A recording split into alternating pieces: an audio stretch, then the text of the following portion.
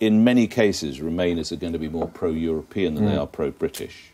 They're going That's to see not that. true. You're presenting that not as all, a dichotomy. That is I mean, true. the whole perspective of someone who sees Britain as part of Europe is that they're not mutually exclusive. No, Yeah. To be patriotic and British also involves being can part be both. of Europe. And outward-looking and but it's fair to outward-facing. say that some Remainers would veer more towards Europe than they would towards the UK. Yeah, and there's which is not supporting what Andrea Leadsom said. No. It's just I disagree offensive with that, and not. Nick. No, I don't think you can disagree with that in the sense that there's always going to be extremes at both ends of the argument, aren't there? There are going to be people that remain that would put maybe their own business interests, if they're linked into Europe, ahead of the country's interests. So that, in this context, is not as patriotic, because you're doing something for yourself ahead of your country in that sense. But I think Afua is absolutely right that it's far more nuanced than that. Younger people have only ever grown up in a European, multicultural, global world. So that, my own children at 15 and 18 cannot believe that we've entered into this sort of route, because they can't perceive what